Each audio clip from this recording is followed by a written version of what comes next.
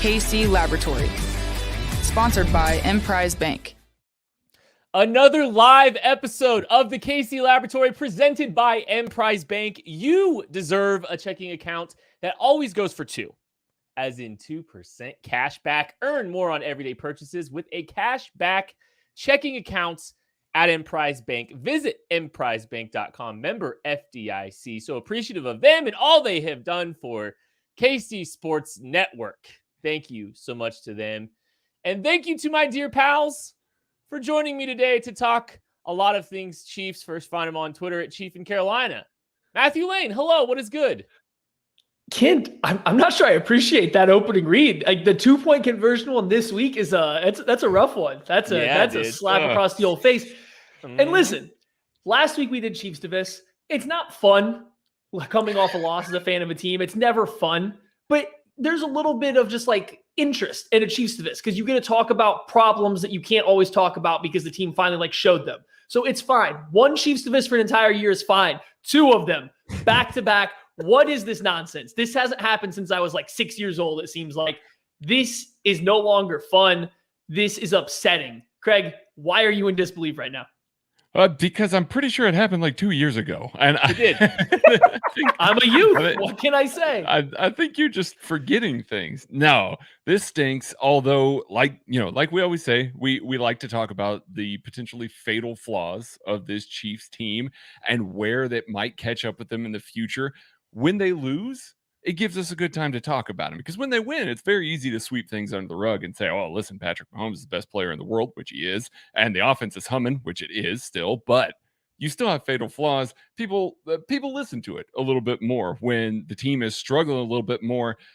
But before we get into those fatal flaws, Kent, the Chiefs made a move today.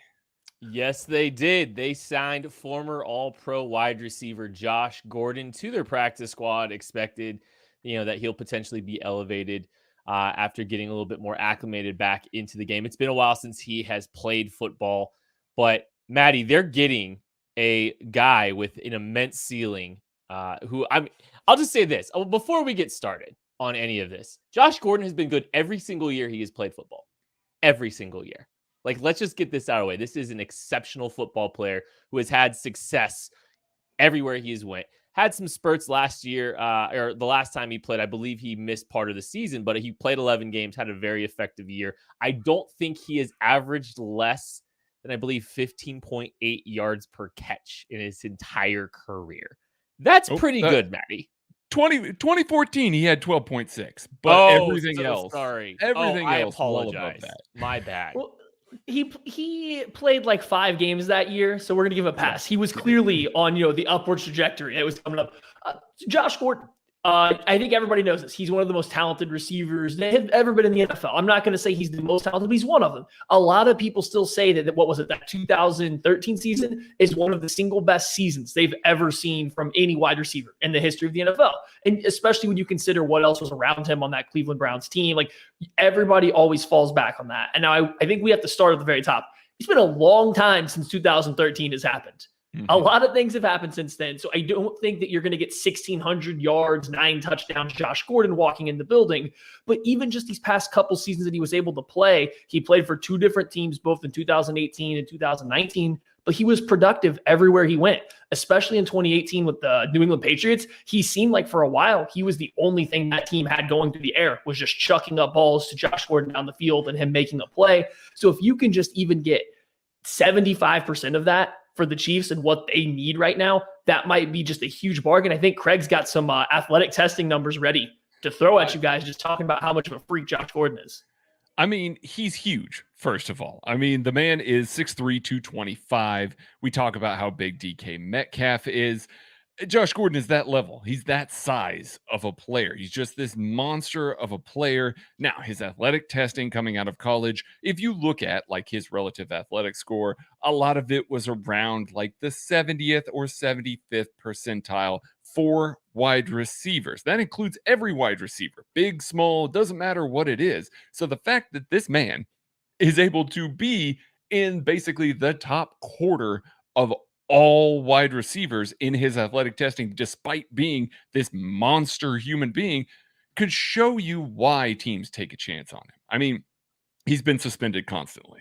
And yes, a lot of it has been for weed, and they're not really checking for that anymore. So that does make a difference as far as his availability. But this last suspension was also for performance enhancing drugs. It wasn't just weed that he got suspended for last time, one that he's just now coming off of. So it remains to be seen the kind of athlete that he is. But if he is that athlete that he was before, all of a sudden you've got a guy with a big body, a big catch radius, sure hands, guy that can get open against man-to-man coverage because he is explosive coming out of breaks, and a guy that can still stretch the field a little bit. Obviously not to the level of a Tyreek Hill or a McCole Hardman, but a guy that can still make you honor him over the top. So that's an element that everybody and every team in the NFL should want on their team.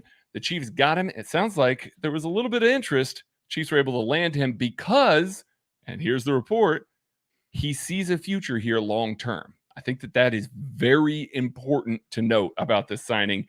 This doesn't appear, at least in the Chiefs' eyes and in Josh Gordon's eyes, to be an 8-week or 10-week rental here. I have a lot of thoughts here, boys. Okay, let's go. Maybe we should just sit down. I've been thinking about this a lot in the scope of this football team. First off, the threshold to contribute to this football team for Josh Gordon is not particularly high. I think he is a guy that can very easily make a positive contribution on the outlook of this roster, on the outlook of this receiving core. The thing that I like about Josh Gordon is he is a guy that can win outside the numbers on a vertical plane. The Chiefs like to throw down the field outside the numbers, but a lot of it's on that horizontal route by like a Tyreek Hill and a McCole Hardman. They're trying to work over across the field and get into that quadrant, into that area of the field like that. Josh Gordon can just beat a corner off the line of scrimmage and work down the sideline and win at the catch point and create separation. This is a guy that Patrick Mahomes, based on the on-field track record of Josh Gordon, can trust. They don't have that guy. And McCole Hardman, Tyreek Hill, they are obviously exceptional vertical threats, but they're starting in the middle of the field. They're working the middle of the field, or they're trying to work across the middle of the field or across the middle of the field over to one of those quadrants.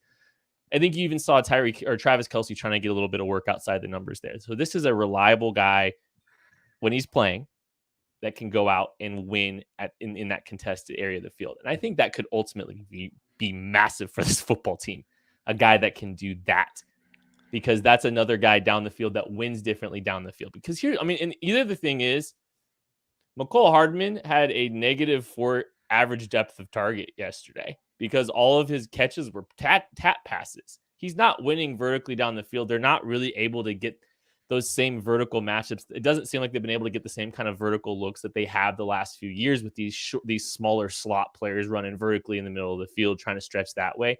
They're not getting as many as those, it doesn't feel. So now you're adding another guy that can go out and get that in the mix.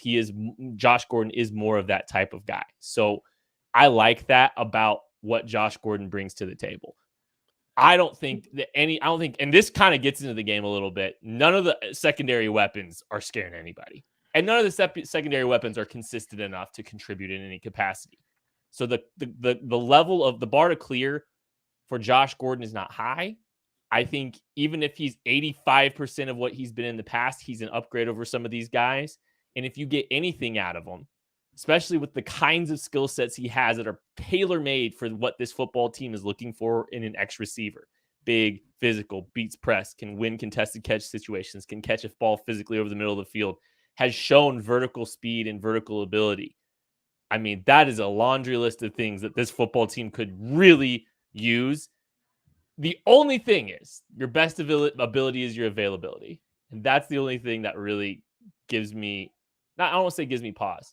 I'm rooting so hard for Josh Gordon. I think his story of redemption would be wonderful. And it would be really cool if it ended in a Super Bowl here in Kansas City. But everything on paper makes way too much sense. I'm glad that she's pulled the trigger because, frankly, I'm surprised they actually did it, Maddie.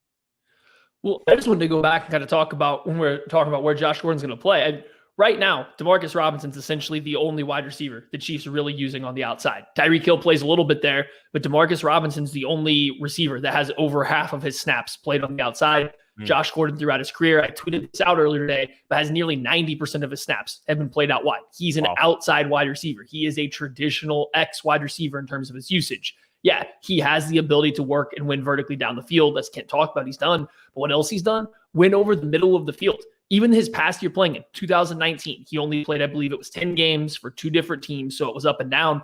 But he had 22 targets over the middle of the field between those 2 teams, caught 15 of them. He's very productive working over the middle of the field. Name the last time you saw a receiver for the Chiefs catch a pass over the middle of the field that wasn't a slant. It's going to be Travis Kelce, and that's about it, just because they don't have anybody that works in that area without Sammy Watkins. So I think Josh Gordon does provide like the perfect complement to everything else they have. And I think I said this when they signed him. They don't need the Josh Gordon that even goes for 800 yards like he did in 2018. Like, that's not the player they have to have. They need a guy that can show up and on any given day beat a cornerback 2 one-on-one in man coverage. That's all you have to do. The Chargers came out and played, we're going to get more to this later, but played man coverage a lot versus the Chiefs. Guess who won?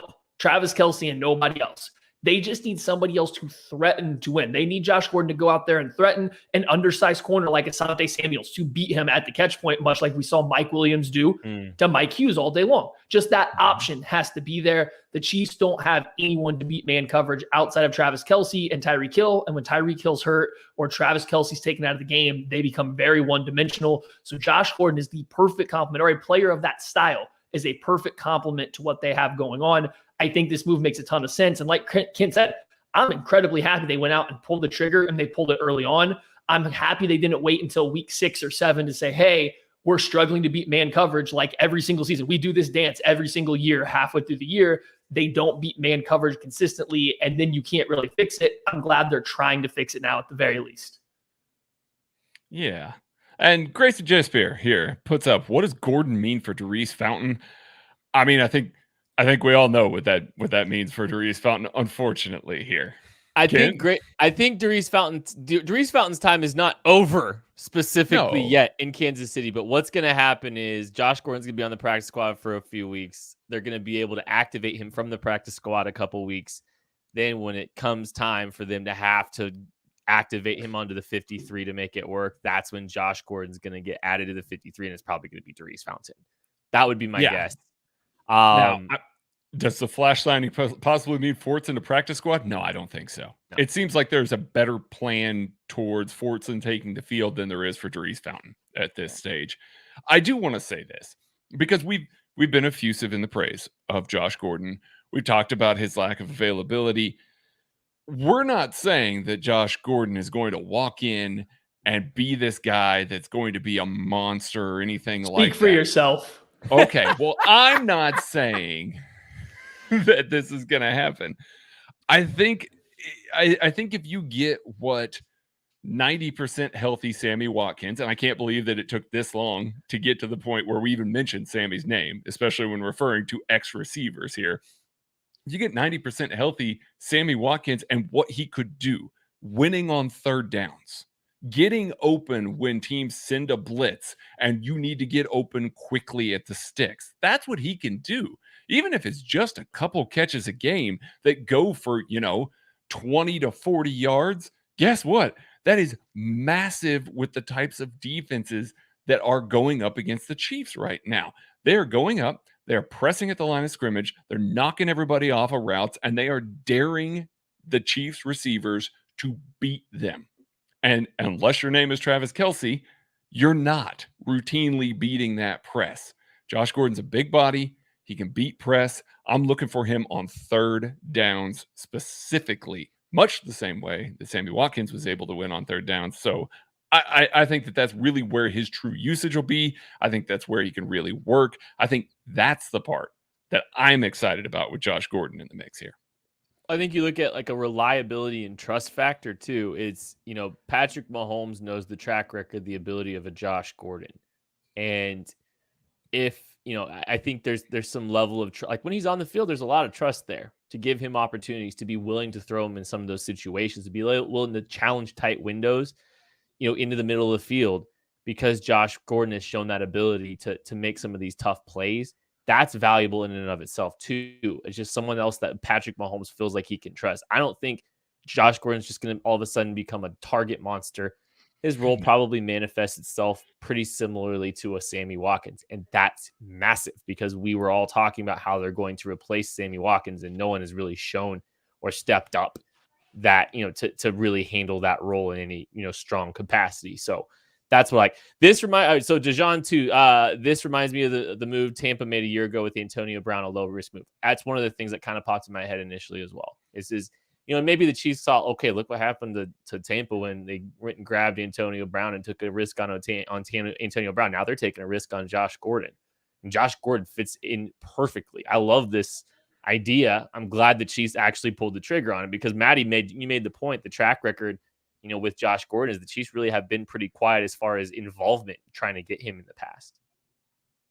Yeah, they hadn't, as of the last time Josh Gordon was rolling around as a free agent or on the trade block, we never heard rumors of the Chiefs being interested. And part of that is probably because they did bring in Sammy Watkins. They did pay him. So there was a little bit of going on there. You'd have overlapping skill sets. And at the time, I think Josh Gordon was just trying to earn his way back to show he still had it. He came out, showed he had it. It's just the Chiefs hadn't shown interest. So I didn't really anticipate this move. It makes a ton of sense for all the reasons we've talked about, just being a different type of receiver, providing what Sammy Watkins did that I think a lot of people kind of forget about because of the lack of availability, because the final playoff run really was kind of poor. Like, it wasn't a fun watch during Sammy Watkins last year in the playoffs. But if you go back to the first year he was here, the Super Bowl run, Sammy Watkins is making big play after big play in important games, especially when you get Bill Belichick's defense paying attention to Tyreek Hill and Travis Kelce 100%, or you get the 49ers defense paying attention to those guys. He's making plays. That's what you need. Like Craig said, 1, 2, 3 plays a game, 3 first downs, all of them on third down. That's a huge win because that's something right now you have no consistency you're getting out of anybody else in this roster, let alone someone that can work over the middle of the field or beat press coverage. Move makes a lot of sense in that regard. Before we get off Josh Gordon, though, I'm putting you guys on the spot. Which game does he record his first catch for the Kansas City Chiefs in? Oh, I'll go with this first because I tweeted something out. The Chiefs are slow with some of these guys to get them off of the practice squad. So I think a lot of people are hoping, hey, maybe he'll be ready for the Bills next week. I'm not. I mean, I'd love it. Don't get me wrong. I want him to be on the field that quickly because it means he grasps the playbook and his conditioning is great.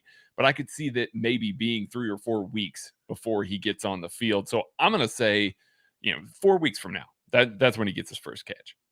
I'm gonna go on a little more aggressive timeline. Give me Washington. Give me Washington 3 games from now, October 17th. That's when we see Josh Gordon on this team getting some opportunities and elevation from the practice squad. That's what I'm going with. To be different, I'm going to go, I think actually this is right where Craig was, but I had the Titans game kind of marked as just when I thought that we're going to see him get enough snaps to make an impact. So that's right there at the end of October. Seems like a safe bet for him to, if he's going to be ready to play, in shape to play, that seems to be about the earliest. Gives you a few.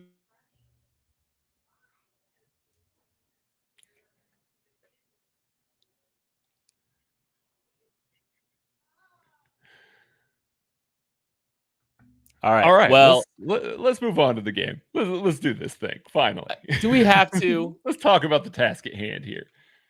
Okay, so next week the Chiefs play the. We have to do this again. Unfortunately. The Chiefs lost for the second straight week. They lost at home. They lost in division.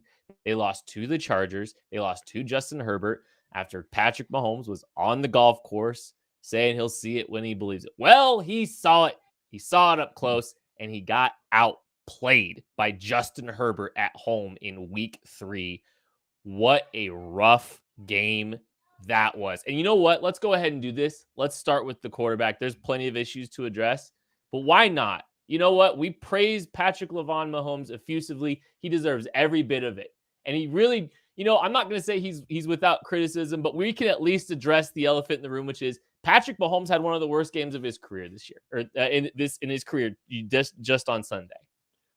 Yeah, he did. Well, he threw an awful interception. He frankly, let's be real here. He's forcing the ball to Travis Kelce, one of the only guys that he trusts to get open, with Tyreek Hill clearly injured. I think we need to make that abundantly clear here. Tyreek Hill was not 100%.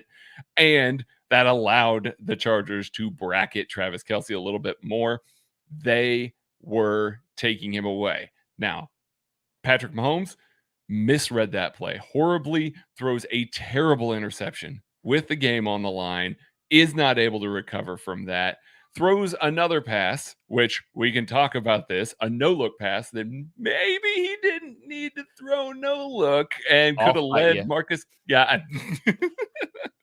Maybe could have led Marcus Kemp a little bit more. Now, Kemp still should have hauled that in. I'm not excusing the man for not bringing that in. Kemp shouldn't have been in the game. I'll listen.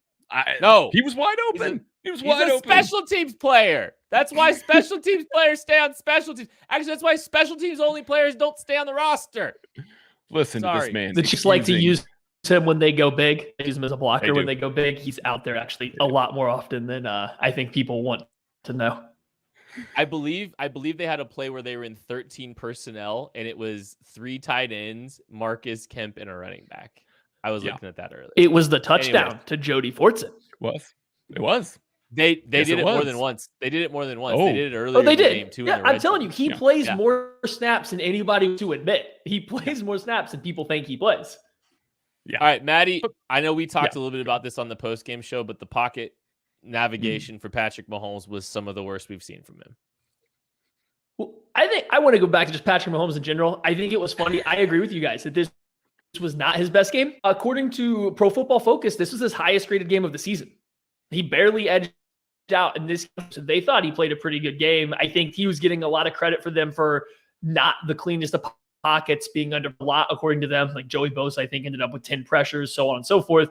So they credit him with a good game. So I think you can see some of that. I do think some of the throws, just the actual throws that Patrick Mahomes making versus what he was dealing with out of his receivers was relatively good. I think in the second half, he held it until that final bad interception. He'd settled in. He started to look like he was dealing a little bit more, feeling a lot more comfortable. Joey Bosa kind of taking over the game for much of that second half.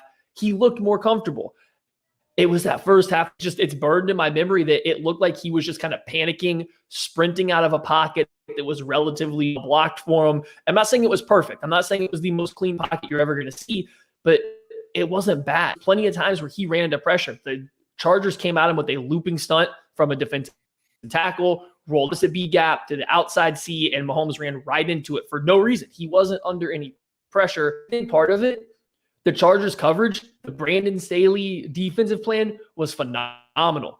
They stuck to their principles, not allowing anything deep, showing a lot of too high safeties, but they kept rolling down into 2 press man coverage on the outside. I think they had a lot of cover 1 with a robber over the middle of the field. They challenged the Chiefs receivers to win. I think the Chiefs were dialing up a bunch of zone beaters, as you should when you're playing a really team, and you just got left with guys being covered and being bullied all around the field. And I think that made Patrick skittish in the pocket.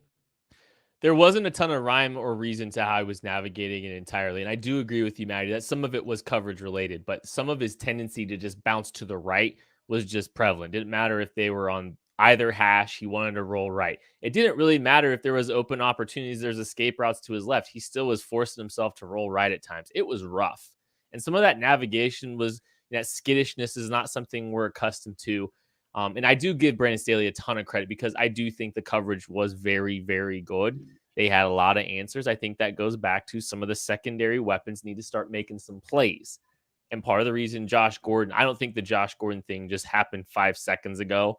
I mean, I'm sure this conversation's been going on for a little bit more than, couldn't beat man coverage against the Chargers. Time to call Josh Gordon. But I think, his presence makes a lot of sense because I think this team has a pretty good idea what's going on.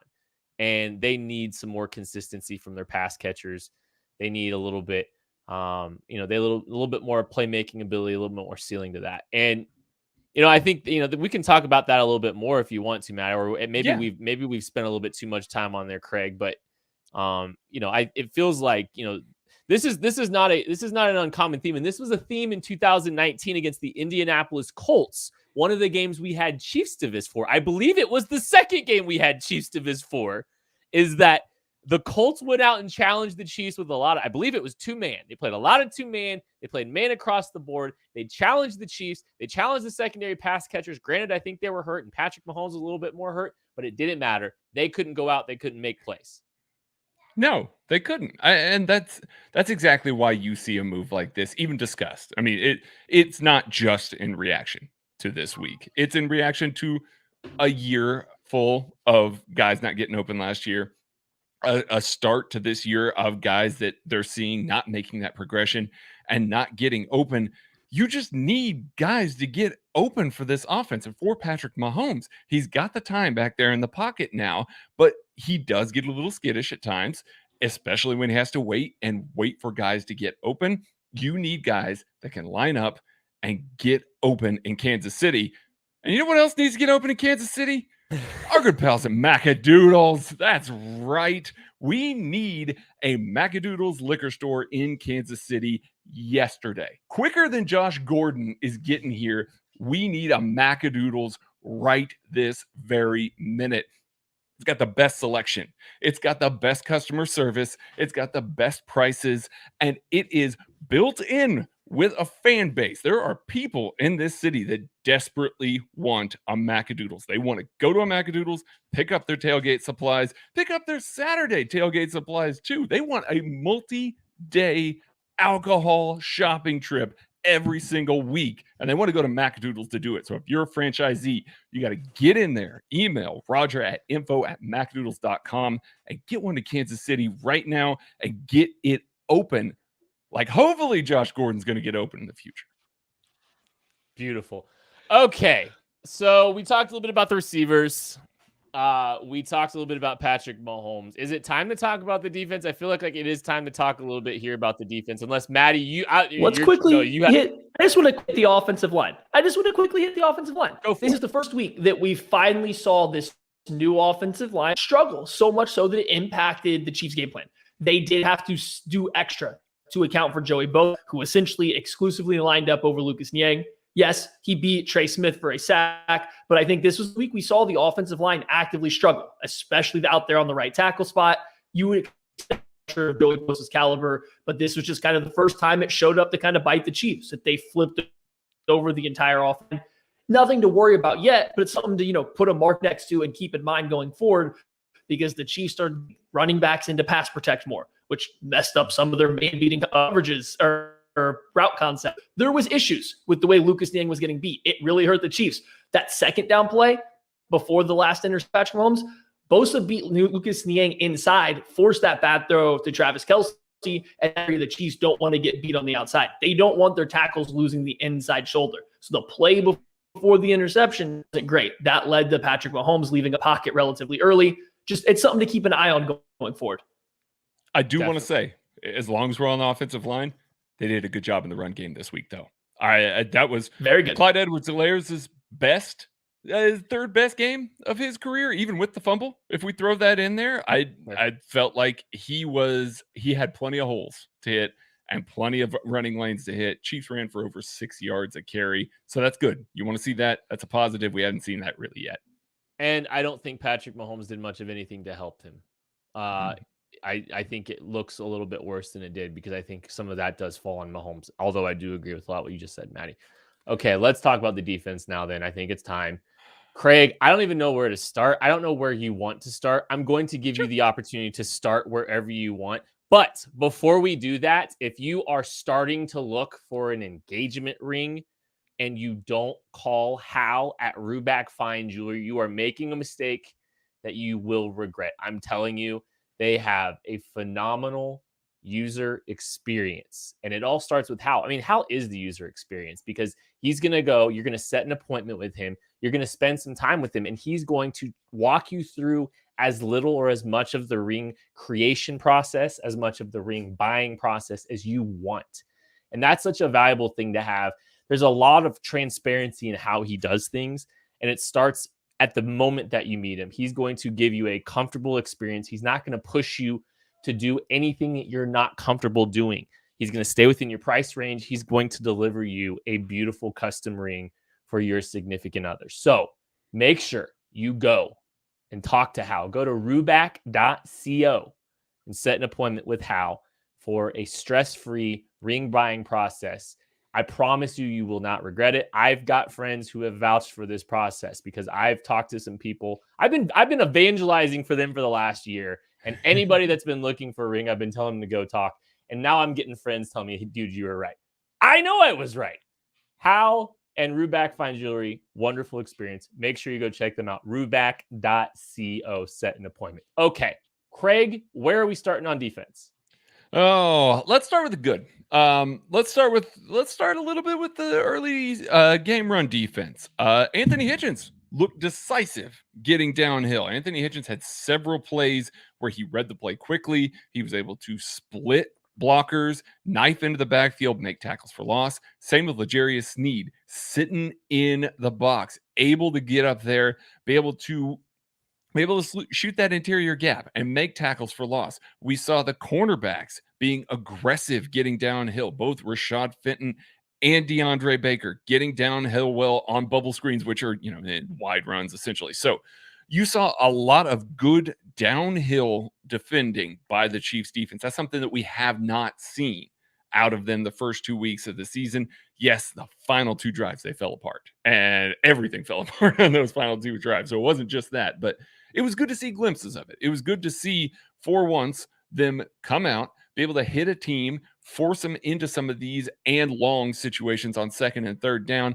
be able to get Steve Spagnuolo more in his comfort zone. We saw that early. The Chiefs were able to come up with some stops. Those turnovers killed them, put them in some bad field position, but the defense really came out strong. So from a positive standpoint, that is one thing that we can take away here.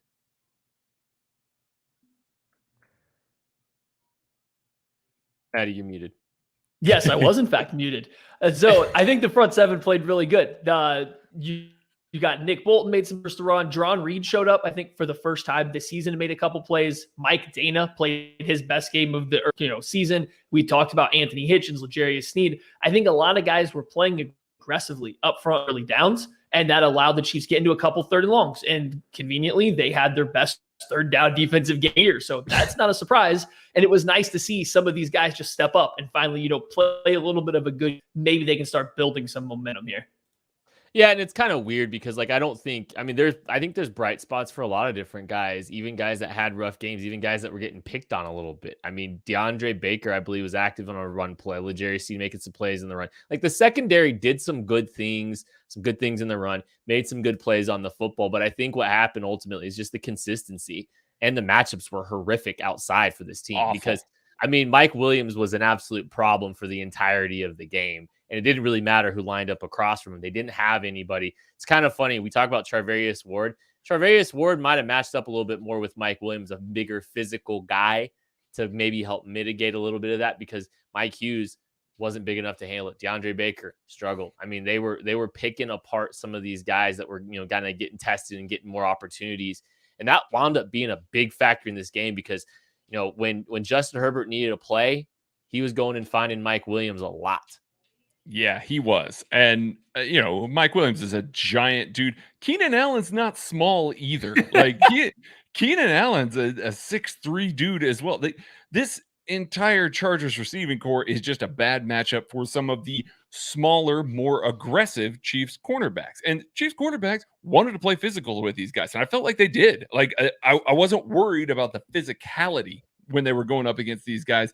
But a lot of these 50-50 balls, it's hard to win in those situations because of the reach, because of the wingspan, things like that. And Steve Spagnuolo, unfortunately, had to put him on an island too often, because once again, we are back to the situation where the Chiefs' 4-man pass rush is struggled for most of 2020. We are 3 games in, and we are seeing, unless it's Chris Jones, we're seeing a mostly minimal impact, or guys that are winning very late in the rep. Even Mike Dana's sack was very late in the rep. Chris Jones got a couple pressures this week, but it still wasn't to the effect where Justin Herbert was bothered. And when you get into those situations, Steve Spagnuolo, knowing that he's got to protect his cornerbacks, can't allow Justin Herbert to just sit back there and pick apart his defense. And I don't know why I'm targeting just the cornerbacks here. It's also the safeties. It's also the linebackers. It's everybody. So You just can't let Justin Herbert sit back there and pick them apart. And if you're going to do that, you got to speed up his timer. So you got to bring the blitz because your 4-man rush isn't getting home.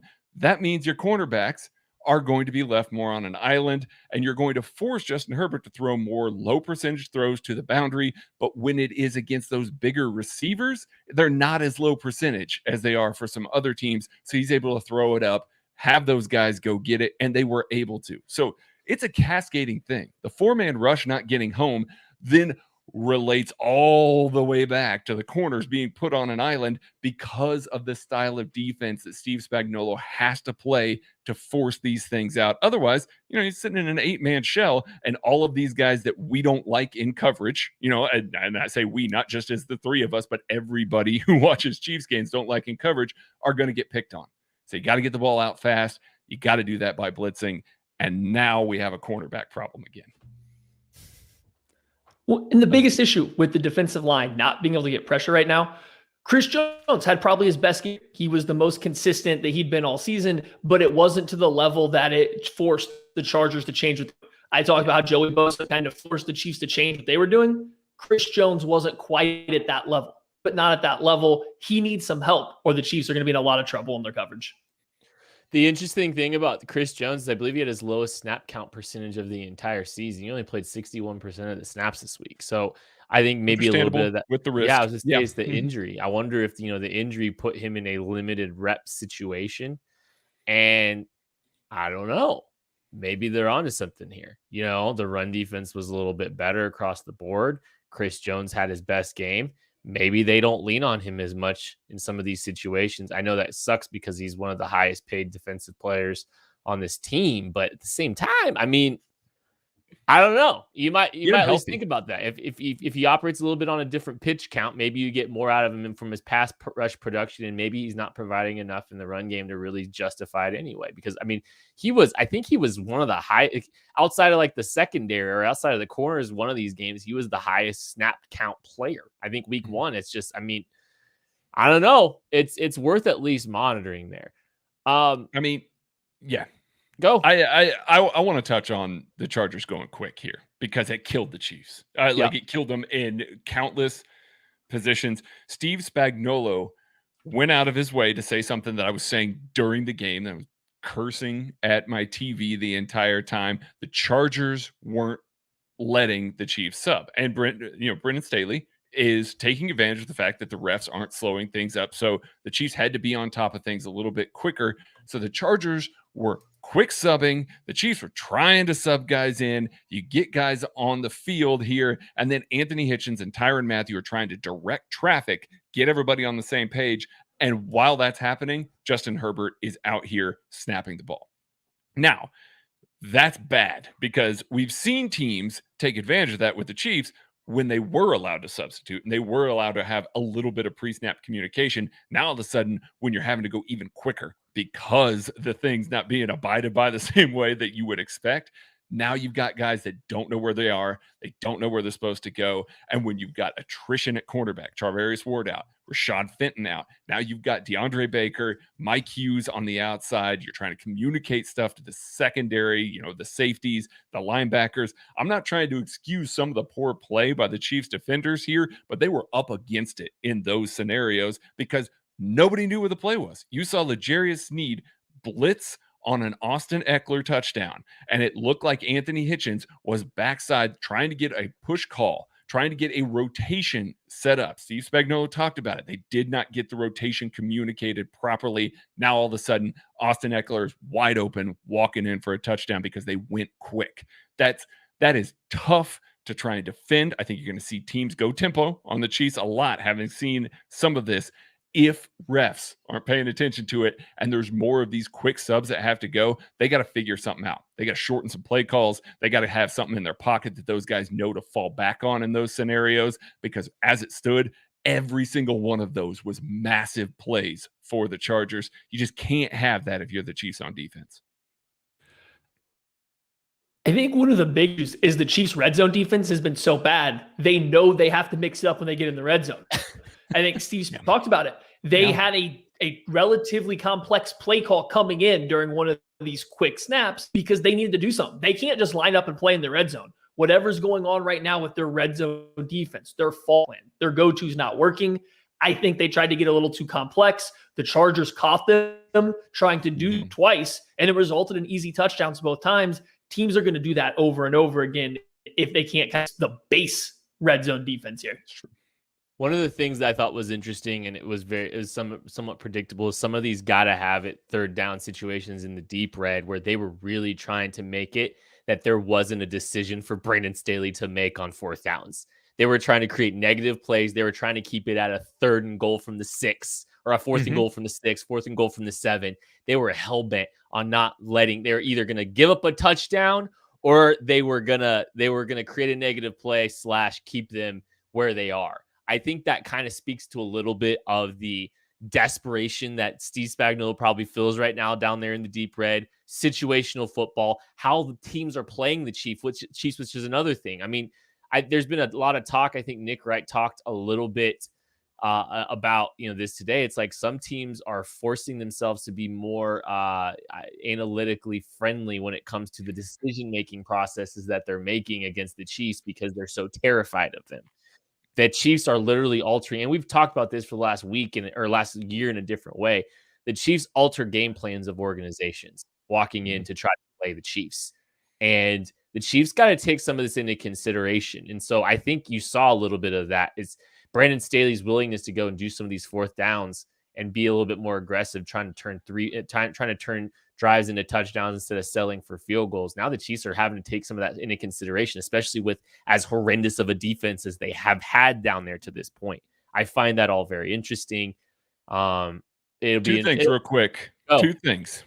Chargers played more heavy personnel this week, largely in response to the fact that the Chiefs were terrible against the Browns and the Ravens, played a lot more heavy personnel than they have to this year. So that was a little bit of a tendency breaker. And the second thing, you are always going to have teams going for fourth down now. I know that Brandon Staley is going to get credit for that, and he should. Don't get me wrong. I'm not trying to take away credit from it. But we're going to see even conservative coaches going for it on fourth down against this Chiefs defense, especially in the deep red, like Kent said there. I don't think that we're talking about, he looked at the numbers and that was good. I think they're just looking at it as, listen, the way to beat this team is to score a ton of points and hope they make mistakes. And you got to go for it. You got to finish every drive and touchdown. So that's all that it is right now. Maddie, final thoughts? I think that makes I was just going to say, I think that made a lot of sense that their Chargers are going to do that. Teams have been doing it in the past couple to the Chiefs. I mean, the Ravens, if anything, should get credit before the Chargers do. So yes. A couple teams have been doing this exact same concept. I do think that is something that teams are realizing they need to beat. I do have more just overall thoughts. I'm a little worried that the Chiefs' mystique is going to wear off soon. Because this is back to they've had a chance to go win a game, and they just simply haven't. They've given that game away. You want to play you want to force teams into pressing. You want to force teams into trying their hardest until they make a mistake. To capitalize when you're given chances. There's a lot of times now where they have not come through. And once you lose that mystique, make you a worse team, but it's going to make teams play more confidently against you. Teams are going to feel more confident against you, and that really can go a long ways. I think that necessitates Andy putting the foot on the gas a little bit differently in some of these situations too, because sitting on the football the way he has, some of the game management situations that he's been in the last couple weeks probably aren't going to fly anymore because they got to put the foot on the gas a little bit. They can't afford to sit on the football, play it safe, turn around, hand the football, leave the ball out of Patrick Mahomes' hands and lose a football game. That can't happen anymore. So some things have to change there internally in the building. Some game management has to happen. Things are going to have to change. Some decisions are going to have to be made a little bit differently. Let's see if they can make them against the Eagles. We'll be previewing that game later in the week. Thank you so much for spending some time with Before us we get today. Out of here, the Chiefs are winless since we skipped this segment last week. Winless. We have to give out a game ball, Kent. You got to give out a game ball. I have to give out a helmet sticker, and Greg has to give out a beer. Let's give a game ball to Clyde Edwards-Helaire despite the fumble. I think there was a lot of positive things in his running of the football. I think there was some positive things catching the football. Good bounce back. Hold on to a football all week, like Tucker said. We are going to give a helmet sticker to Jody Fortson. for catch. He went up in the air. He elevated over the middle of the field, caught the back of the football. I think it was a nice play. Chiefs plan to use him going forward. I think his role is going to end up bigger than Noah Gray throughout the season. So I like that move. Let's give mine to Travis Kelce. One of the few guys that it doesn't matter if he's bracketed. It doesn't matter what you do. You can ship him all game long.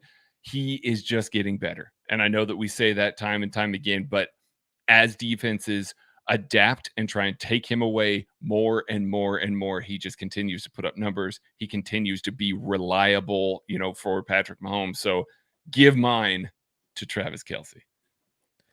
All right. Well, that is going to do it for this episode of the KC Laboratory. Thank you so much for listening. Be sure to check out everything going on the KC Sports Network channel. We'll catch you later.